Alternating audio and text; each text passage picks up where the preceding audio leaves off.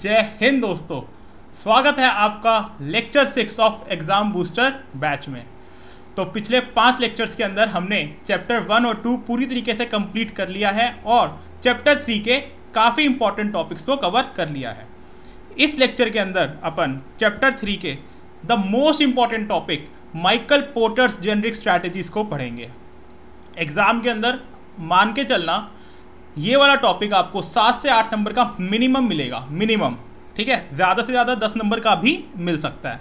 तो इसको बहुत ही ध्यान से पढ़ेंगे, याद करेंगे हर पॉइंट्स और क्वेश्चंस करेंगे। क्वेश्चंस के लिए मैं आपको इसकी एक वीडियो के बाद एक और वीडियो दूंगा, क्योंकि इसके अंदर क्वेश्चंस बहुत सारे हैं। तो मैं नहीं चाहता कि आपकी एक सिंगल वीडियो ज़्यादा लंबे टाइम की बने। तो इस वीडियो के अंदर अपन सारे कॉन्सेप्ट्स अच्छे से पढ़ेंगे और इसी के नेक्स्ट वीडियो के अंदर इसके सारे क्वेश्चंस करेंगे। तो चलिए शुरू करते हैं।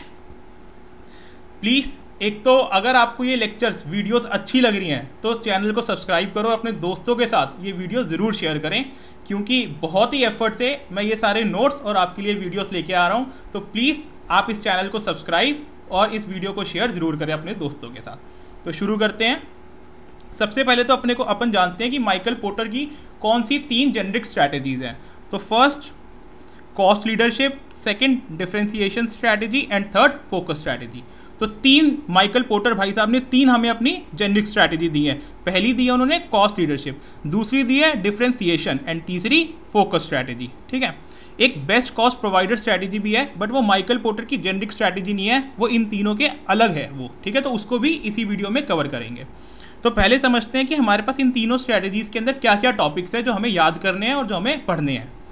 फर्स्ट, इन तीनों टॉपिक्स के अंदर अपने को मीनिंग याद करना है और अच्छे से समझना है, ताकि एग्जाम में अगर आपसे पूछे what is cost leadership, what is differentiation, तो अपन उसके अंदर कुछ लिख पाएँ।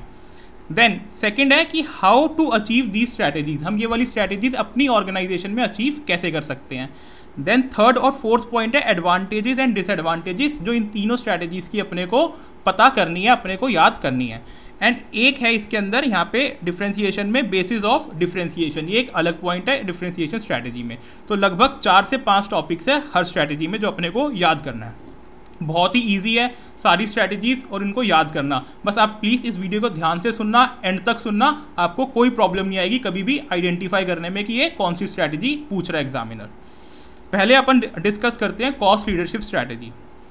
तो कॉस्ट लीडरशिप स्ट्रैटेजी, नाम से आपको क्या समझ में आ रहा है कि हमें कॉस्ट में लीडर बनना है।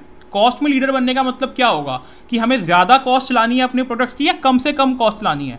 हमें कम से कम कॉस्ट लानी है अपने प्रोडक्ट्स की, ताकि हम अपने कंज्यूमर्स को सबसे सस्ता माल प्रोवाइड कर सके, मार्केट में अपने से कोई भी कम्पीट ना कर सके उस प्रोडक्ट के अंदर। तो ये हमारी क्या होगी, एक स्ट्रैटेजी होगी कि हम एक लो कॉस्ट पे अपना प्रोडक्ट प्रोवाइड करेंगे अपने कंज्यूमर्स को, ताकि कोई भी हमसे कॉस्ट में इससे कम्पीट ना कर पाए, ठीक है। तो cost leadership is a low cost competitive strategy. तो जहाँ पे कॉस्ट लीडरशिप है वहाँ पे लो कॉस्ट आप साथ में लिख सकते हो। That aims at broad mass market level. Then requires vigorous pursuit of cost reduction. अगर हमें कॉस्ट लीडर बनना है तो हमें बहुत ही मेहनत करके अपनी कॉस्ट को रिड्यूस करना पड़ेगा। कैसे हम कॉस्ट को रिड्यूस कर सकते हैं? हम अपनी प्रोडक्शन में एफिशिएंसी ला सकते हैं, हम अपना वेस्टेज कंट्रोल कर सकते हैं, हमें इकोनॉमीज ऑफ स्केल लाना पड़ेगा अपने बिजनेस के अंदर, ताकि जो हमारे ओवरहेड्स कॉस्ट हैं वो बहुत कम हो जाएं। हमें जो बेफालतू के आलतू फालतू की हम चीज़ें करते हैं उन सब पे हमें रोक लगानी पड़ेगी किसी भी कंपनी के अंदर। तो कैसे बनते हैं अपन cost? in the areas of procurement, production, storage and distribution of product or services and also economies in overhead cost। तो हमें हर एरिया के अंदर, चाहे वो प्रोडक्शन हो, चाहे वो प्रोक्योरमेंट हो, चाहे वो स्टोरेज हो, चाहे वो डिस्ट्रीब्यूशन हो, हमें हर एरिया के अंदर कॉस्ट को रिड्यूस करने का ट्राई करना है। Because of its lower cost the cost leader is able to charge a lower price for its products. तो हमारी अगर कॉस्ट कम आएगी तो हम अपने प्राइस भी अपने कंज्यूमर से कम चार्ज कर पाएंगे।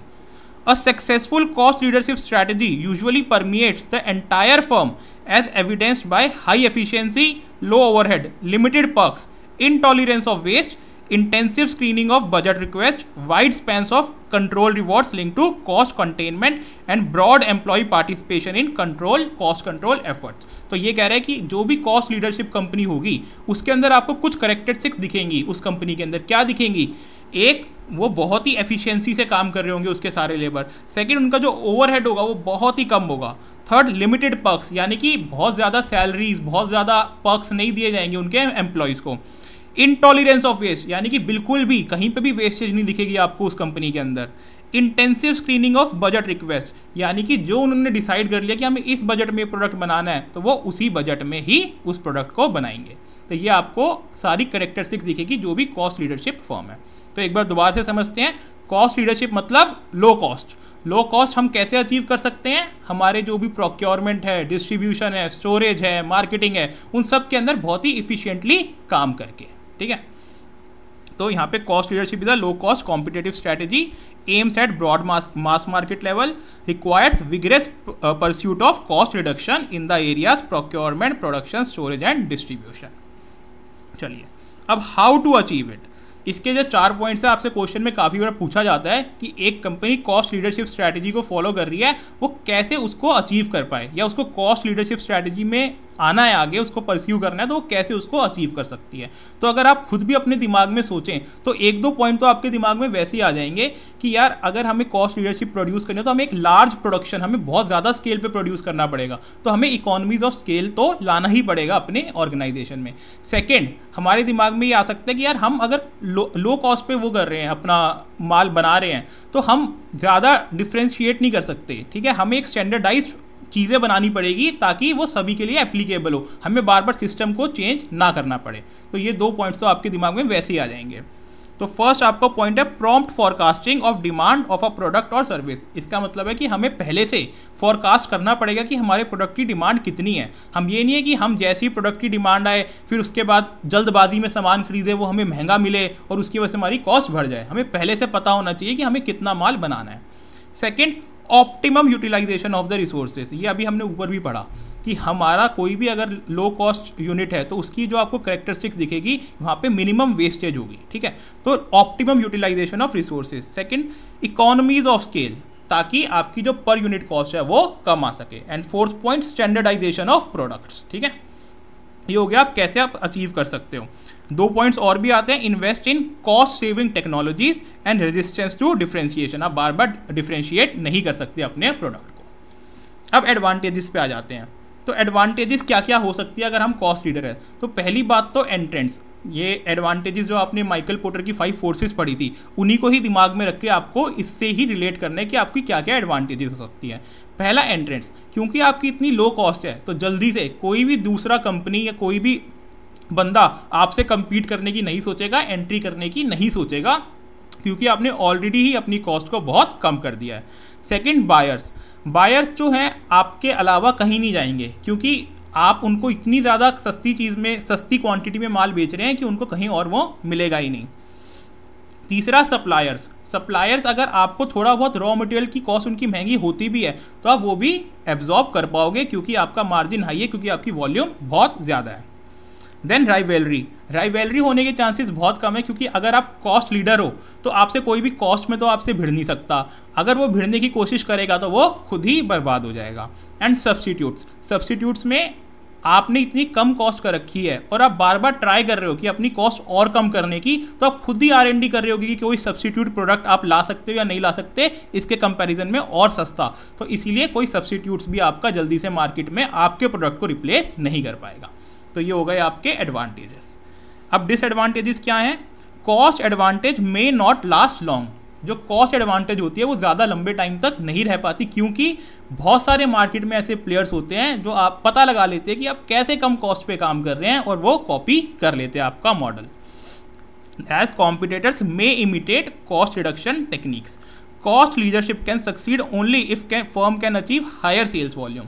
जिसकी वॉल्यूम बहुत ज़्यादा होगी वही कॉस्ट लीडरशिप अटेन कर सकता है। छोटी वॉल्यूम में कभी भी आप कम कॉस्ट में काम कर ही नहीं सकते। Then cost kept low by minimising cost of advertising, market research and R&D, but this can prove very expensive in the long run. तो अगर आप कॉस्ट सबसे सस्ती कर रहे हो तो आप मार्केटिंग नहीं कर रहे, आप अपनी ब्रांड पे इतना ध्यान नहीं दे रहे, आप एडवर्टीजमेंट नहीं कर रहे, ठीक है, आप R&D नहीं कर रहे, तो उससे क्या हो सकता है लॉन्ग रन में लोग आपका हो सकता है कंपनी ही भूल जाएं, आपकी ब्रांड ही भूल जाएं। And fourth, technological advancement areas are of great threat to cost leaders. अगर मार्केट में कोई ऐसी टेक्नोलॉजी आ गई जिसने आपकी जो प्रोडक्ट है उसको ऑब्सोलीट कर दिया, तो जो आपकी एडवांटेज थी कॉस्ट लीडरशिप की वो खत्म हो जाएगी। तो ये इसके डिसएडवांटेजेस हैं। तो ये अपनी कॉस्ट लीडरशिप स्ट्रैटेजी थी। सबसे पहले अपन ने मीनिंग पढ़ा, देन हमने उसको कैसे अचीव करना है वो पढ़ा, then advantages and then disadvantages. अब चलते हैं डिफरेंशिएशन स्ट्रैटेजी। अब डिफरेंशिएशन स्ट्रैटेजी का क्या मतलब है कि हम कुछ डिफरेंट बना रहे हैं, हम कुछ यूनिक चीज़ अपने कस्टमर्स को प्रोवाइड कर रहे हैं। अब अगर हम कोई कस्टमर को यूनिक चीज़ प्रोवाइड करेंगे तो हम उसका कहीं ना कहीं कस्टमर से एक प्रीमियम भी चार्ज कर पाएंगे और कस्टमर हमारे लिए उस प्रोडक्ट के लिए लॉयल रहेगा, क्योंकि उसको वो प्रोडक्ट मार्केट में कोई और नहीं दे रहा।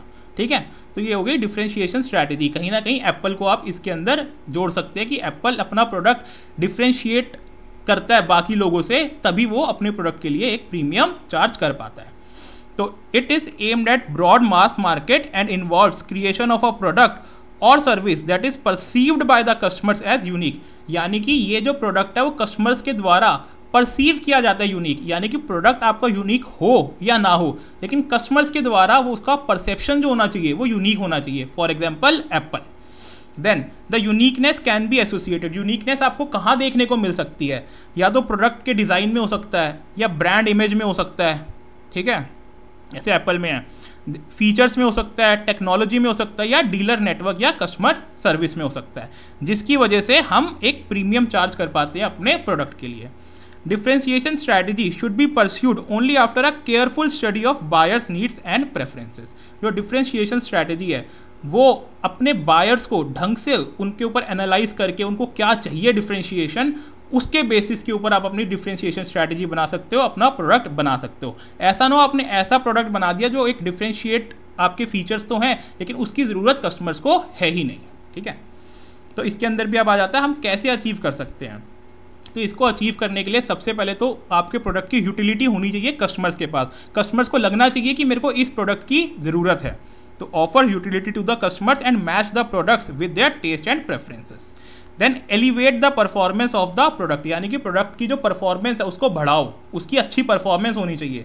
Then offer the promise of high quality product, यानी कि अपने कस्टमर्स को बोलो कि जो हम आपको प्रोडक्ट और सर्विस दे रहे हैं वो बहुत ही हाई क्वालिटी की है, इसलिए हम प्रीमियम चार्ज कर रहे हैं। देन रैपिड प्रोडक्ट इनोवेशन, बार बार अपने प्रोडक्ट को इनोवेट करते रहो, बार बार उसके अंदर चेंजेस करते रहो ताकि वो कस्टमर को हमेशा प्रीमियम ही फील दे।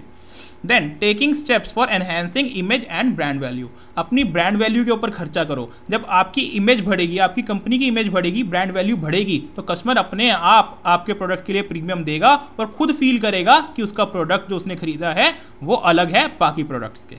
और then fixing product prices based on the unique features of the product. ठीक है, तो इसका आप एकदम अच्छे से एप्पल का दिमाग में रख के एग्जाम्पल को आप अपने सारे पॉइंट्स को याद कर सकते हैं कि वो यूटिलिटी देता है कस्टमर को, उसकी ब्रांड इमेज पे वो अपना बहुत खर्चा करता है, परसेप्शन जो है लोगों का वो यूनिक है कि वो प्रोडक्ट यूनिक है, लोगों का परसेप्शन है उसके दिमाग में, प्लस वो बार बार अपने प्रोडक्ट के अंदर इनोवेशन लेके आता रहता है। ठीक है, तो आप एप्पल का दिमाग में रख के उसको याद कर सकते हैं कि आप कैसे डिफरेंशिएशन स्ट्रैटेजी को अचीव करें।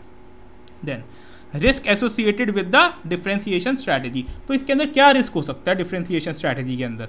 एक तो रिस्क ये हो सकता है कि मान लीजिए आपने बहुत ही अलग प्रोडक्ट बना दिया, लेकिन कस्टमर्स को लगेगी ना कि आपका प्रोडक्ट अलग है, या कस्टमर्स को उसकी ज़रूरत ही ना हो आपके अलग प्रोडक्ट की, तो उसमें क्या हो सकता है, यहाँ पे आपकी कॉस्ट लीडरशिप आपकी विन कर जाएगी डिफरेंशिएशन स्ट्रैटेजी के ऊपर, क्योंकि लोग फिर सस्ता ले लेंगे, लोग बोलेंगे यार इस प्रोडक्ट की हमें इस फीचर्स की तो ज़रूरत है नहीं, प्लस ये इतने कोई खास भी नहीं है आपके फीचर्स जो आपने दिए है, तो इससे अच्छा हम सस्ते वाला प्रोडक्ट ही खरीद लेते हैं, क्यों महंगा प्राइस पे करें।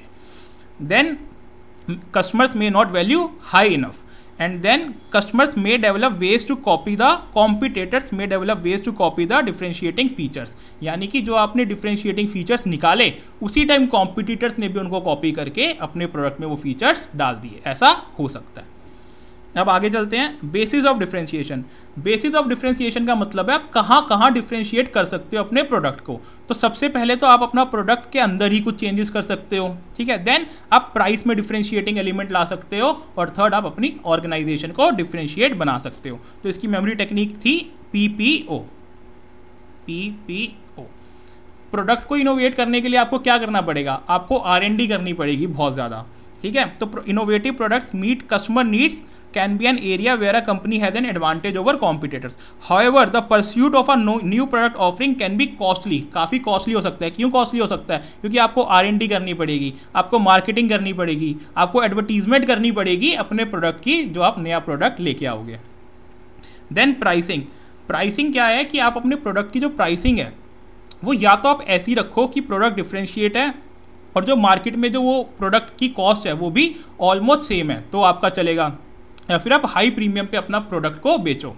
It fluctuates based on it supply and demand and may also be influenced by the customers ideal value for a product. Companies that differentiate based on product price can either determine to the offer the lowest price, या तो आप कम से कम price रखो, या फिर can attempt to establish superiority through higher price, या अपना price बहुत हाई रख दो, उससे आप अपना प्रोडक्ट को डिफ्रेंशिएट कर पाओगे। या तो आपने कम रख दिया अपना प्राइस, या फिर आपने बहुत अलग कर दिया, तो आपने डिफ्रेंशिएट कर दिया अपना प्रोडक्ट। देन ऑर्गेनाइजेशन, ऑर्गेनाइजेशन का मतलब है अपनी ब्रांड पे, आप अपनी कंपनी पे इतना खर्चा करो कि जो बंदा आपका प्रोडक्ट खरीदे उसको लगे यार मैंने कुछ प्रीमियम चीज़ खरीदी है, जैसे कि एप्पल करता है। तो maximising the power of a brand और using the specific advantages that an organisation possesses can be instrumental to a company success. चलिए अब हम करते हैं इसके एडवांटेजेस। तो डिफ्रेंशिएशन के एडवांटेजेस क्या हो सकते हैं? दोबारा से पोर्टर की 5 फोर्सेस को दिमाग में रखते हुए अपने दिमाग में बिठाते हैं क्या क्या एडवांटेजेस हो सकते हैं। पहला है एंट्रेंट्स। अब भाई आपने अपना प्रोडक्ट जब डिफ्रेंशिएट किया है तो जल्दी से कोई भी न्यू बंदा आपका प्रोडक्ट कॉपी नहीं कर पाएगा क्योंकि डिफ्रेंशिएटेड प्रोडक्ट है। देन बायर्स, बायर्स जल्दी से इधर उधर नहीं जाएंगे। क्यों नहीं जाएंगे? क्योंकि उनको एक डिफ्रेंशिएटेड प्रोडक्ट मिल रहा है, वो मार्केट में किसी और के पास है ही नहीं। Third, suppliers. सप्लायर्स अगर अपना प्राइस बढ़ा भी देंगे तब भी आप उसको इजीली एब्जॉर्ब कर लोगे। क्यों? क्योंकि आप मार्केट से ज़्यादा अपने प्रोडक्ट का चार्ज कर रहे हैं। देन राइवेलरी, राइवेलरी जल्दी से नहीं हो पाएगी क्योंकि आपकी एक ब्रांड वैल्यू है और कस्टमर्स जो हैं वो आपकी ब्रांड वैल्यू को देख के ही अपना प्रोडक्ट खरीदते हैं, तो जल्दी से किसी और ब्रांड का प्रोडक्ट नहीं खरीदेंगे। Same case with substitutes. Substitutes market में जितनी मर्जी आ जाए, जब तक आप कस्टमर की नीड्स को सेटिस्फाई कर रहे हैं जब तक वो कोई कस्टमर किसी और प्रोडक्ट को नहीं खरीदेगा, क्योंकि वो एक तो प्राइस इंसेंसिटिव है, आपको उसको प्राइस से इतना फर्क नहीं पड़ता, उसको बस अपनी यूटिलिटी पूरी मिलनी चाहिए। तो एंट्रेंट्स का क्या है? इनोवेटिव फीचर्स आर एक्सपेंसिव, तो न्यू एंट्रेंट्स जो है जल्दी से अवॉइड करते हैं कि उन फीचर्स को लेकर अपनी कंपनी में नई कंपनी बनाएं। देन बायर्स जो है नेगोशिएट ही नहीं करते प्राइस के लिए क्योंकि उनको एक स्पेशल फीचर मिल रहा है। सप्लायर्स, क्योंकि डिफरेंशिएशन से हम प्रीमियम चार्ज करते हैं, तो अगर कोई हाई कॉस्ट भी सप्लायर चार्ज करते हो तो हम उसको एब्जॉर्ब कर पाते हैं। राइवलरी, ब्रांड लॉयल्टी जो होता है वो एक सेफगार्ड की तरह हमारे पास रहता है कि ब्रांड लॉयल्टी है कस्टमर्स की हमारे पास, तो कोई न्यू फर्म आएगी तो जल्दी से लोग उसकी तरफ नहीं भागेंगे। और सब्स्टिट्यूट्स इसलिए क्योंकि हमारी हाई ब्रांड वैल्यू है, तो कस्टमर लॉयल्टी है, तो जल्दी से कस्टमर्स जो है दूसरे का प्रोडक्ट नहीं खरीदेंगे या कोई और प्रोडक्ट नहीं खरीदेंगे। अब इसके अपन डिसएडवांटेजेस को पढ़ते हैं। In the long run uniqueness is difficult to sustain. Long run के अंदर कहीं ना कहीं जो यूनिकनेस है ना वो बरकरार रखनी बहुत मुश्किल है। एक एप्पल ही एक ऐसा एग्जांपल मेरे को लगता है जो इतने सालों से अपना प्रीमियम फील और प्रीमियम प्रोडक्ट बना रहा है और उसके आसपास भी कोई जल्दी से कंपनी नहीं आ पा रही। Charging too high can cause customer to switch off to another alternative. अगर बहुत ज़्यादा हमने चार्ज कर लिया तो हो सकता है कस्टमर्स बोले यार हम कोई और प्रोडक्ट खरीद लेते हैं। Differentiation fails to work if it's something not valued by the customers. अगर कोई ऐसा प्रोडक्ट है जो कस्टमर अब वैल्यू नहीं कर रहा तो आपकी डिफ्रेंशिएशन फेल हो जाएगी। तो ये था आपका डिफ्रेंशिएशन स्ट्रैटेजी। अब बात करते हैं अपन फोकस स्ट्रैटेजी के ऊपर।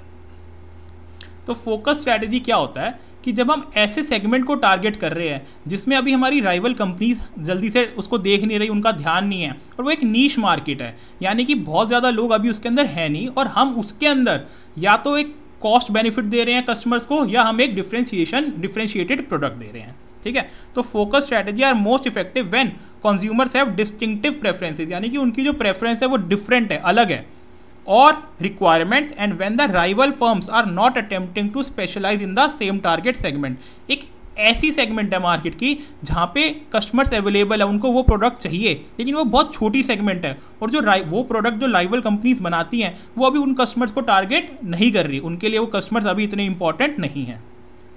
N organisation using focus strategy concentrate on particular group of customers. जो फोकस स्ट्रैटेजी को ऑर्गेनाइजेशन अपना रही है वो एक पर्टिकुलर ग्रुप ऑफ पर्सन्स को फोकस करती है, या फिर किसी ज्योग्राफिक मार्केट को फोकस करती है, और on particular product line segments in order to serve well defined but narrow market narrow market better than competitors who serve a broader market.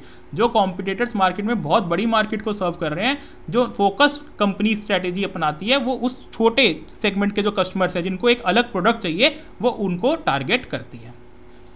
Types of focus strategies. तो types क्या हो सकती है focus strategy की? एक based on price और एक based on product differentiation. तो आपकी हो गई एक आपकी फोकस्ड कॉस्ट लीडरशिप और एक हो गई फोकस्ड डिफरेंशिएशन। एक आपकी फोकस्ड कॉस्ट लीडरशिप और एक हो गई फोकस्ड डिफरेंशिएशन। तो फोकस्ड कॉस्ट लीडरशिप क्या होता है कि हम एक मार्केट में नीश मार्केट को टारगेट कर रहे हैं और उनको हम प्रोडक्ट जो दे रहे हैं वो बहुत ही सस्ता प्रोवाइड कर रहे हैं। Requires competing based on price, हम प्राइस के ऊपर कंपीट कर रहे हैं।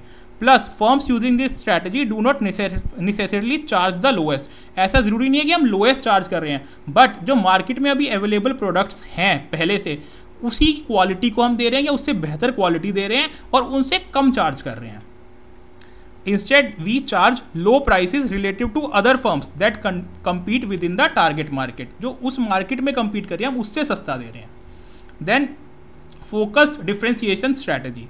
It requires offering unique features that fulfils the demand of a narrow market. इसके अंदर हमने क्या किया कि भाई हमने ऐसा प्रोडक्ट चुना जो एक अभी कोई जल्दी से उस लोगों को टारगेट नहीं कर रहा और वो एक बहुत छोटा सेगमेंट है लोगों का, जिसको हमने उनको स्पेशलाइज्ड प्रोडक्ट दिया।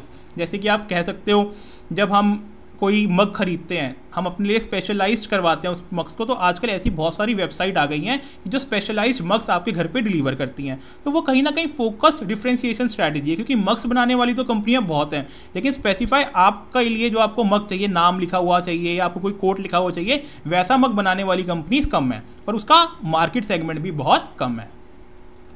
Some firms using this strategy concentrate their efforts on a particular sales channel। यानी कि कुछ फर्म्स जो इस स्ट्रैटेजी को फॉलो करती है वो एक पर्टिकुलर सेल्स चैनल पे ही फोकस करती हैं। फॉर एग्जांपल जैसे मैं आपको इन कंपनीज की बात कर रहा हूँ, बहुत सारी ऐसी कंपनी सिर्फ ऑनलाइन पे ही फोकस करती है, ऑनलाइन पे ही अपना प्रोडक्ट बेचती है, ऑफलाइन में नहीं रखती। Firms that compete based on uniqueness and target a narrow market are following है, जो नैरो मार्केट को फॉलो कर रही है, फोकस स्ट्रैटेजी फॉलो कर रही है। इसका एग्जांपल है रॉल्स रॉयस। रॉल्स रॉयस देखोगे तो एक सिग्निफिकेंट जो मार्केट है, यानी कि इसके बायर्स बहुत ही कम क्वांटिटी में होते हैं, जो बहुत अल्ट्रा हाई नेटवर्थ इंडिविजुअल्स है उन्हीं पे फोकस करती है वो, और साल में बहुत ही कम गाड़ियाँ बनाती है। How to achieve focus strategy. तो अपने को अचीव कैसे कर सकते हैं अपन focus strategy? Firstly selecting specific niche. सबसे पहले तो आप एक टारगेट सेगमेंट को वो करो कि जैसे अब रॉल्स रॉयस ने किया, ultra high net worth individuals. Then creating superior skills for catering such niche markets. जैसे कि रॉल्स रॉयस ने अपनी जो स्किल्स है, जो उसकी गाड़ियाँ हैं, वो बहुत ही हाई क्वालिटी की उसने बनाई। Then generating high efficiencies for serving such niche markets. बहुत अपनी एफिशिएंसी हाई कर लो ताकि हम इन मार्केट्स को सर्व कर सकें। And developing innovative ways in managing the value chain. कुछ इनोवेटिव वेज से जो वैल्यू चेन है, यानी कि जो हमारा प्रोक्योरमेंट होगा प्रोडक्ट का, हमारा प्रोडक्शन होगा, हमारा डिस्ट्रीब्यूशन होगा, उसके लिए कुछ ना कुछ इनोवेटिव वे आपको डेवलप करना पड़ेगा।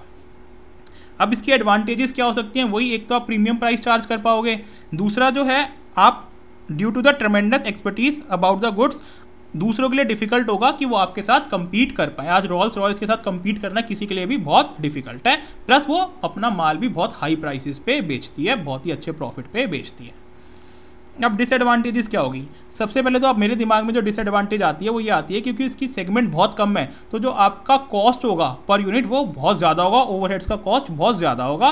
प्लस दूसरी बात ये हो सकती है कि अभी तक जिस मार्केट सेगमेंट पे बड़ी बड़ी कंपनीज जो है फोकस नहीं कर रही, बट जैसे ही आपका धंधा चलने लग जाए तो हो सकता है राइवल कंपनीज भी वैसा ही प्रोडक्ट मार्केट में डिलीवर करने लग जाएँ। तो क्या हो सकता है? The firms lacking in distinctive competencies may not be able to pursue focus strategy. एक तो ये है कि जिनके पास कुछ अलग से हटके वो नहीं है, अपनी कैपेबिलिटीज़ नहीं है, वो ये वाली कभी भी मार्केट को टारगेट नहीं कर सकती। Second, due to the limited demand, क्योंकि डिमांड लिमिटेड है प्रोडक्ट और सर्विसेज की, कॉस्ट जो है वो काफ़ी हाई होगी। प्लस जो लॉन्ग रन में है, जो नीश जो है वो डिसअपियर हो सकती है, क्योंकि लार्जर कॉम्पिटिटर्स जो है एक्वायर कर सकते हैं सेम डिस्टिंक्टिव कॉम्पिटेंसीज। तो ये हो गया आपका फोकस स्ट्रैटेजी। ठीक है, अब एक लास्ट स्ट्रैटेजी है जो कि माइकल पोर्टर की जेनरिक स्ट्रैटेजी में नहीं आती। दी माइकल पोर्टर नहीं है, बट वो जेनरिक स्ट्रैटेजी नहीं है, वो है बेस्ट कॉस्ट प्रोवाइडर स्ट्रैटेजी। ये स्ट्रैटेजी आपको क्या कहती है कि हमें बेस्ट कॉस्ट प्रोवाइडर स्ट्रैटेजी क्या होती है? या तो हम अपना प्रोडक्ट बहुत ही अच्छा बनाएं अपने कॉम्पिटिटर से और उसी प्राइस पे बेचें जो कि कॉम्पिटिटर्स चार्ज कर रहे हैं, पहली चीज़। या दूसरा, हम प्रोडक्ट सेम क्वालिटी का बनाए जो कि कॉम्पिटिटर्स बना रहे हैं, बट हम अपना जो उसका प्राइस रखें वो अपने कॉम्पिटिटर से कम रखें, ठीक है। तो ये होती है best cost provider strategy. Best cost provider strategy involves providing customers more value for the money by emphasising on lower cost and better quality differences. It can be done through, कैसे की जा सकती है, offering products at lower price, कम price पे बेचें लेकिन product की क्वालिटी सेम रखें।